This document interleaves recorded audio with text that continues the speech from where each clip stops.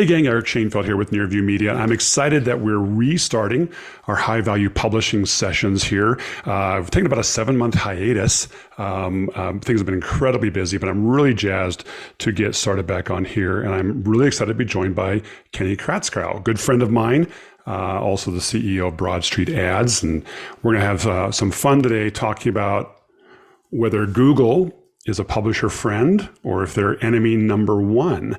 Some interesting stuff here that I think Kenny has to bring to light, and I think he and I are in a lot of agreement on this. But before we dive in, just a couple little quick housekeeping notes. If you want to follow these sessions, first of all, we have all of our historical sessions. They're all available on the Nearview Media website, or you could just go to highvaluepublishing.com. It'll redirect you to the right page on our website. All the links we're going to talk about here today, there'll be a few of them, will be available with each session. When you go out there and look at them, the links will all be there. This is also available as a podcast on your favorite podcasting platform, Apple, Spotify, and including your favorite and mine, Kenny, Google podcasts. So without any further ado, I want to introduce you guys to, if you don't know him already, Kenny Katzgrau. He's a great guy that I recommend you follow. He's the founder of Broadstreet Ads, really, really smart dude, just a good guy too. And so Broadstreet Ads is the name of the ad serving company. I use Broadstreet for a lot of my clients that we have out there. So go check out broadstreetads.com, follow him out there. But Kenny, I don't want to beat around the bush here anymore. You sent an email a little while ago that just was talking about a subpoena that you got by Google and the Department of Justice talking about ad tech. And if you won't mind, just share a little bit about what happened, what's this subpoena all about, and then let's just dive into this a little bit. Yeah, it's been an interesting story, mainly because, I'd kind of gotten into this space. I'd fallen into ad tech about 10 years ago when I started Broadstreet, and had kind of watched the industry as it sort of transformed and found a way through the turmoil that it's had, and trying to find a path forward. I'm seeing some of the different technology come and go. But something that had always kind of gotten my attention, especially in the last 5 years, was the emergence of, and I'm not saying it's a bad thing at all, but it definitely, I was curious about it, was the emergence of like Google's presence in the publishing industry, as obviously like funding the associations and things like that, the grants to individual publishers, and usually in the form, most famously, through like Google News Initiative and GNI. And for the most part, like that was fine. I figure anything that is helping publishers move forward is generally a good thing. However, I was always somewhat skeptical of it. And I'm not saying I have a great reason. It's kind of like that instinctual, feeling that maybe that the industry's biggest competitor, maybe the company where almost all of this industry's revenue has gone to, maybe they're not the people who are the industry saviors. Maybe they are not the ones who should be providing the education to these publishers. And there's kind of something like, when you're looking at it, that almost feels a little bit sickening. It's a bit of like the hen and the fox in the hen house. Right, exactly. And then you see the industry newsletters that go out from the various associations, they talk about the wonderful things Google is doing and all of that. Meanwhile, there is very, famously the federal antitrust case going on. So the Department of Justice suing Google for anti-competitive practices. And I think that there's a real question there. Obviously, it wouldn't be a case if there was. Now, I had been observing this, and I knew of a couple of people who are kind of involved in the periphery in our space. But one day, I came into the office here in Red Bank, New Jersey, and this is what we got. And this is the subpoena we received from Google. It's like a few hundred pages. And within it, I kind of figured when we first got it, it was a roundup of everybody in the ad tech space that Google's attorneys, who are out in Silicon Valley, I forget the name of the firm, but one of the most expensive firms in Silicon Valley, would probably leave no rock unturned in the quest for billable hours and whatever it is that they're doing. So they would probably round up everybody. But what kind of gave our lawyers pause when we sent them the document and said, okay, we're going to have to respond to the subpoena, was the nature of a few questions in it.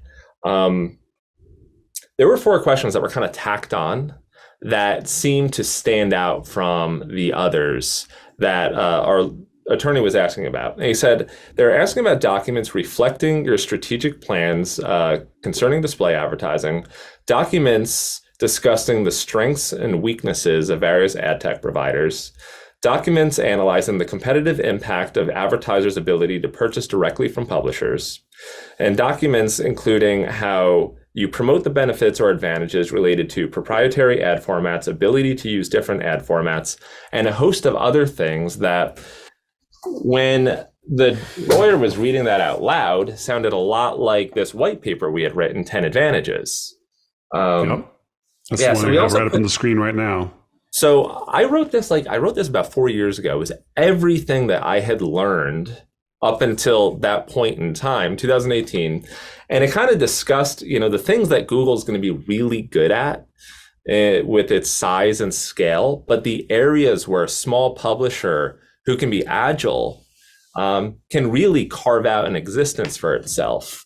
So what the lawyer was saying is that, this document, I don't know why they'd be looking at this specifically, but it could be a part of their defense, right? One of many pieces of their defense. Sure. But this idea that small publishers do, in fact, have legitimate and viable strategies to competing with them, which would be a strange twist in all of this. But long story short, it's going to be an expensive endeavor for us. It's not existential by any means. It's definitely annoying, but really interested to see where this goes, because we submitted our response to Google, which included some data that we had to provide and some items that they requested that we didn't have or outright rejected, and then a copy of 10 Advantages, essentially.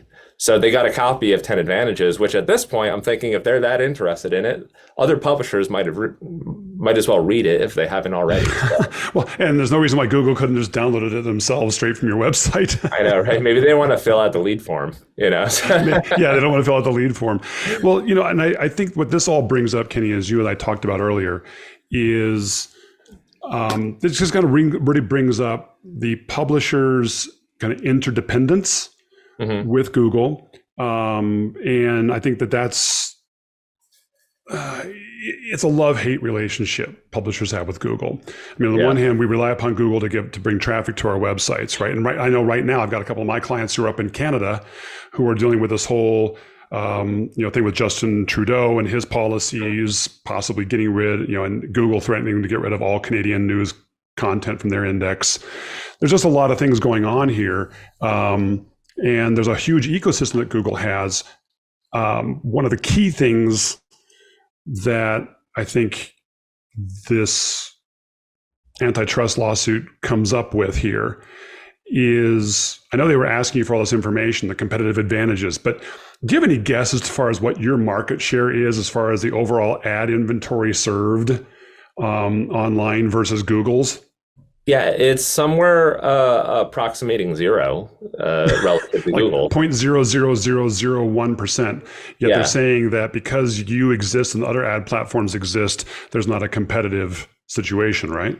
Yeah, I think that maybe perhaps by proxy, BroadStreet is representative of a lot of niche publishers where you don't actually get a ton of traffic. But we have historically been one of the only companies that specifically focuses on niche publishers, which is primarily local news, hyperlocal news, city and regional magazines, and B2B, which don't get a lot of traffic. They just have very niche audiences. Yeah. And because of that, they actually, a lot of them tend to still get a fair amount of display advertising.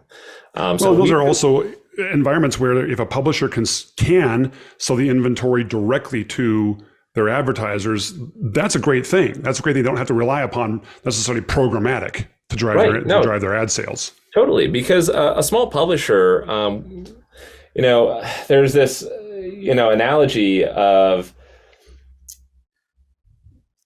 compare it to like your favorite restaurant versus like a McDonald's. Like when it's a one-off, when it's the chef in the kitchen, they can come up with their own menu, they can come up with their own creations, they can really build something special, right? And that's what a lot of those small publishers do.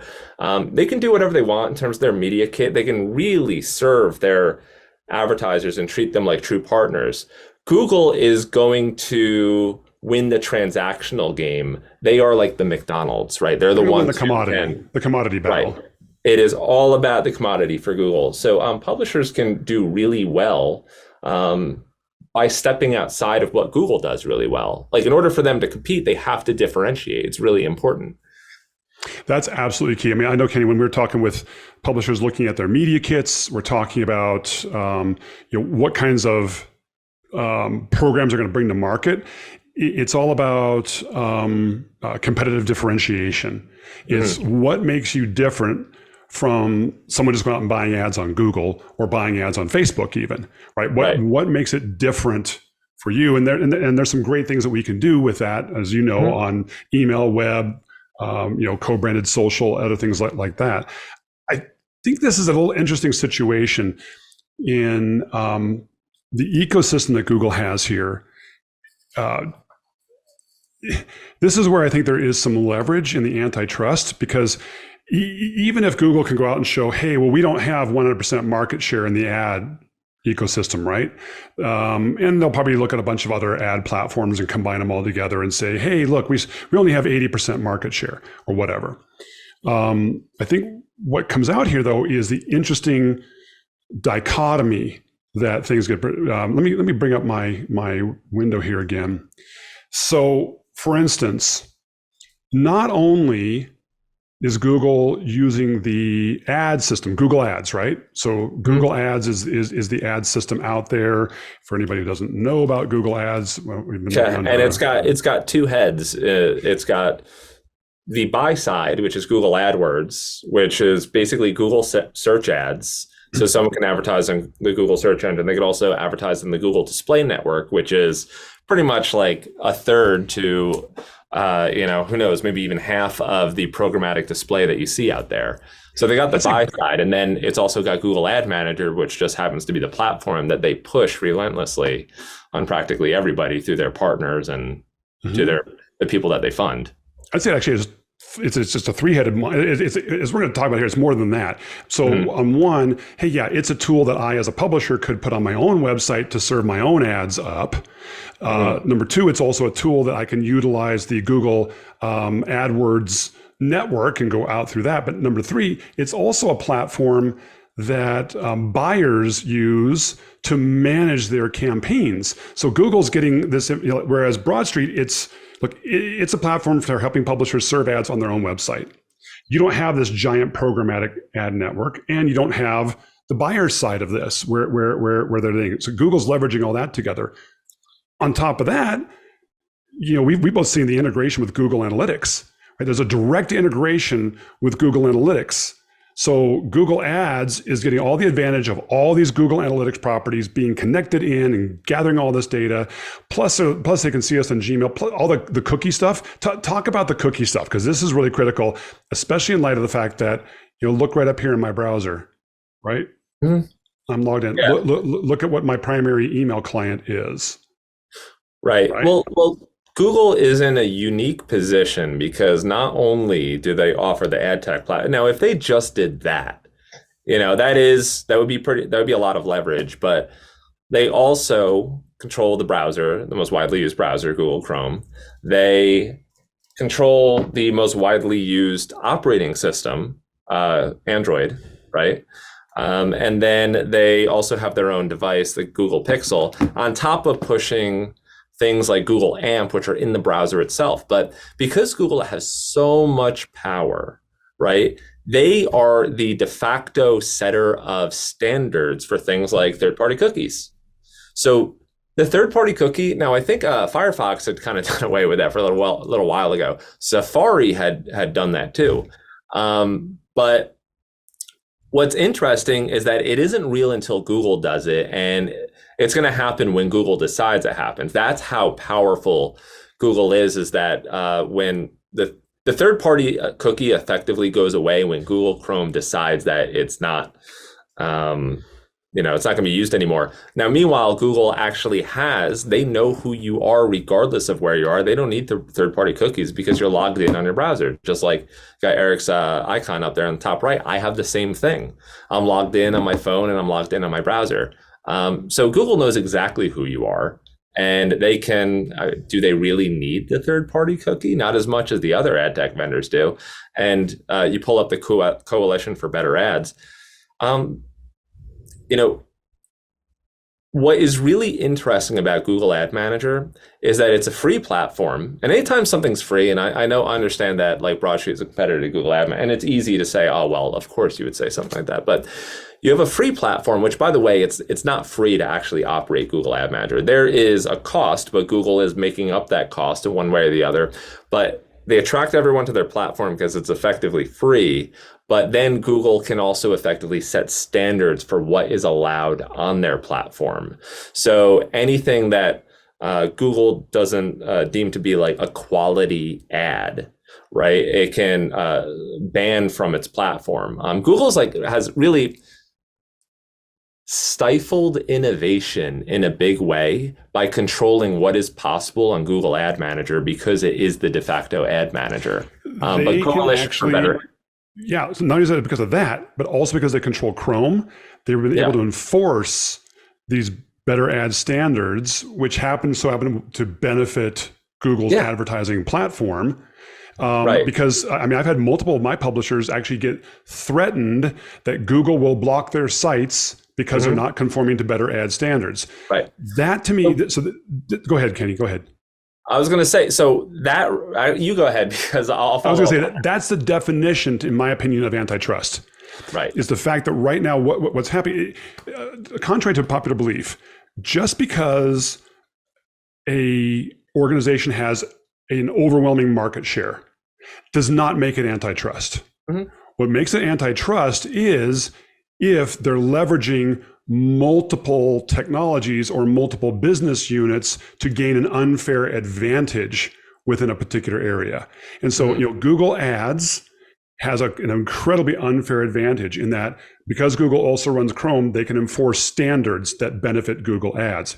Because they also have Google Analytics, they can track and integrate with Google Analytics. We all know that like the built-in integration within Google Analytics for monetization on the publisher ad side, that's the direct integration with Google Ads. There's no direct integration with other ad platforms on there, right? So all of these things, whether it's ads, whether it's analytics, whether it's better ad standards, whether it's Chrome, that's where the antitrust piece comes in, because they're leveraging all these other business units that aren't related to ad serving to gain an unfair competitive advantage. Oh yeah, absolutely. Chrome and an AMP, I think, were probably the biggest vendors because Chrome would issue that warning inside the console browser and say, oh, you're showing a pop-up and this thing is going to be blocked. Or it was blocked because you showed a pop-up. Meanwhile, on Google's display network, occasionally you will see something that looks a lot like a pop-up to me. You ever click on one of those links and you get like the modal, the silhouette ad, I think they call it? Well, that looks an awful lot like a pop-up. Or you get those ads on a website with the big green button that says download and it's not the actual download link, but it's served. That is a misleading ad, which the Coalition for Better Ads specifically speaks about. So there's certain things that like enforce it on themselves. Yeah. But I think what actually is the big problem here is that there were certain ads, like if you went to go watch, I don't know if it was like a Business Insider article or Forbes article, you kind of used to get that interstitial, that prestitial with the countdown. Forbes. Yeah, that was a great, for advertisers, that was a great unit, right? But you can't buy that through Google Ad Exchange. It probably was an effective seller. Google can take the user side because they can take almost anybody's side. They can take the publisher side, the user side, but in this case, the user side. And our users, for usability purposes, we do not, through the Coalition for Better Ads, want to allow the prestitial with the countdown. That's good for them because then it forces the advertisers to go through Google Ad Exchange. If you can't get it directly from a buyer, then you might as well go through the transactional player of Google. So, okay, I think we've pretty much established that, hey, this subpoena kind of triggered some thoughts in you and me. Yes, indeed. I think Google's got a really unfair advantages. I think what I want to bring this home for is, what does this mean to publishers? And what should we be doing? What, if anything, can they be doing about it? Because look, nobody wants to go away from Google Analytics because it's free. No one wants to pay the extra 200, 300, 400, 500 bucks a month to get an independent private analytics package, right? Google Ads, hey, it's technically free, although there's a lot of limitations. You can't serve ads in the emails. Well, you're not supposed to. There's certain ad units you can't do. There's all kinds of other stuff that you can't do with it. So, but in a way, we're having to dance with the devil here a little bit. What are your thoughts as far as how publishers need to interact with Google, and what do you need to be aware of, and how do you balance this? Yeah. Well, I tell people, the thing is, like, I look at Google as like the wind that blows, right? I don't see it as like the Death Star, the big enemy. And like maybe some people look at it that way, but it just is. And when they make a change, inevitably to something to either their strategy, their search algorithm, et cetera, you set the sail and you try to go with it to where you need to go. I think publishers really just need to do one of two things. One is kind of maintain that skepticism that they are really looking out for the benefit of publishers, because it's not true. They're a middleman. Like, they have grown their entire business and churning out $50 billion a quarter or something like that. That revenue used to go to publishers. That's where it came from. I've described them as like the lunchroom bully who has continually take publishers' lunches and throws back a few fruit snacks, right? And has become like the publisher's biggest frenemy. That's who they are. So, and there's no really thinking about it any other way. But or kind of like your little cartoon you did here on your article, right? Where you got Google eating the turkey and all of us publishers are the dogs waiting for some scraps to fall from the table. And I said that publicly, primarily because there aren't a lot of people saying that. And I don't think a lot of people they're not saying it because generally you don't want to be the squeaky wheel, especially in this industry. You don't want to invoke the ire of Google. If you have received a GNI grant or you are a member of an association that receives funding from Google, generally people want to keep a low profile.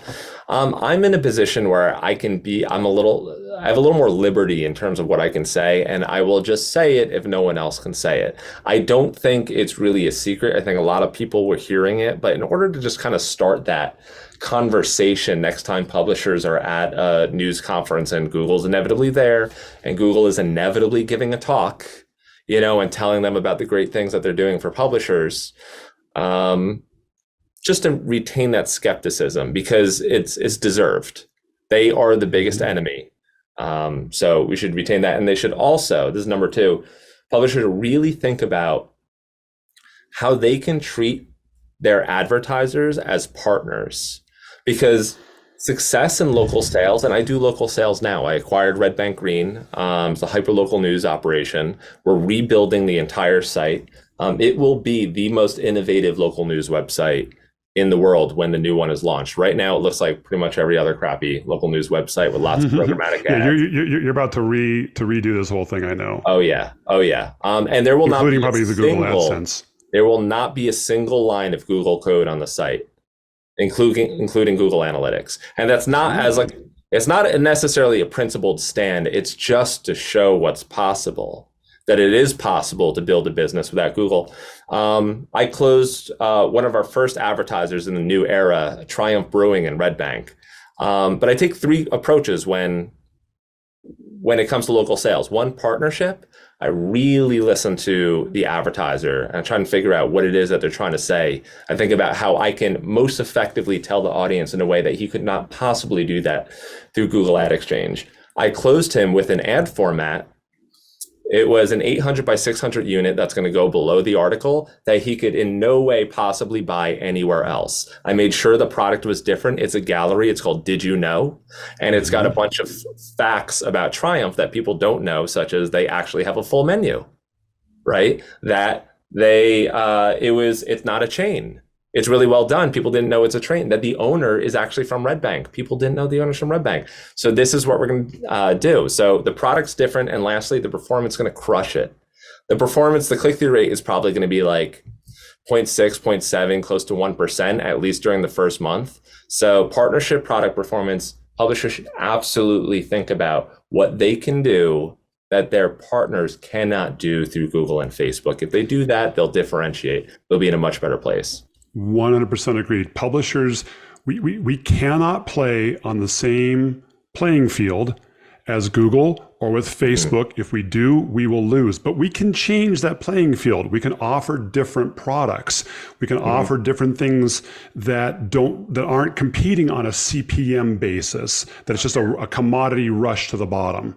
Oh yeah. That's the key. That's a subject for a whole other session we ought to get into sometime, Kenny, if you ever absolutely up for it. CPM. I mean, that's what a way to devalue absolutely everything. Absolutely. So.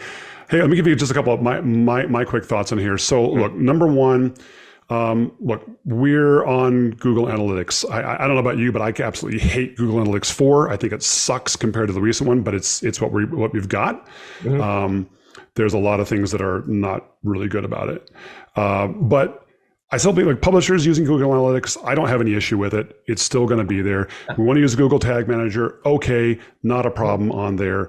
I still see some value in AMP, Accelerated Mobile Pages, for reasons you and I talked about, but I'll dive into that a little bit, even though it's kind of a dying standard. I think your biggest thing that I 100% agree with is take Google's advice with a grain of salt. Yeah. It's okay. The Google News Initiative is doing some good things, but your bottom line, you're absolutely right. When they're paying grants to you or to your organization, you're part of, your media organization, whatever it is, it's automatically going to bend them toward thinking like Google and trying to, genuflect as a vassal to Google. So take this with a grain of salt. Google is composed of smart and talented people who care about what they do. But the reality is that all organizations will inevitably serve their board and the motives of profit. Like all organizations, as they grow big enough, eventually their mission becomes their own survival. That's just what will happen. So you kind of get these, what I call grotesquely self-serving practices that kind of are an emergent behavior rather than the intention of any individual that works at Google. So people who work at GNI, fantastic, smart people who really care about what they do, but again, the things that they say, the things that they require of publishers, the advice that they give to publishers is ultimately to Google's benefit and not to theirs. So I agree. I have a Google phone. I have a Google Home. I have Google G Suite.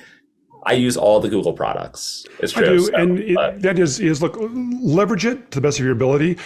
I personally am not a big fan of Google Ad Manager because I think of the limitations that I've had to deal with on that. The fact that it's free, nice, but it actually adds in more complexities. In my opinion, I have a couple of ad platforms, including Broadstreet, that I usually recommend. But take GNI stuff with a grain of salt. Also, a lot of the recommendations that they're doing, a lot of the metrics that they're putting in, it's geared toward newspapers. It's geared toward newspapers. So if you are a city and regional publication, if you're an area business publisher, if you're a niche consumer enthusiast publication, if you're a niche B2B trade publisher or association publication, take all these recommendations on developing the audience, especially, and growing the revenue with a big grain of salt. Learn about it, adapt, but make sure you're adapting for your own business model. Any last thoughts before we kind of sign off here, Kenny? I thought this was a great conversation, by the way. No, I think that's pretty much it. Partnership, product performance. And if someone's interested in 10 advantages, like I said, I wrote it 4 years ago, but Google's very interested in it. It's at 10advantages.com, which will redirect to that link Eric's got up there. Yeah, we'll have the link in the with the recording of this. But hey, Kenny, thanks so much, my friend. Always enjoy chatting with you here. Keep me up to date on what's going on with the subpoena, and we'll be following this pretty I closely. certainly will. Thank you so much, Eric. I really appreciate you having me on. Cheers. Take care.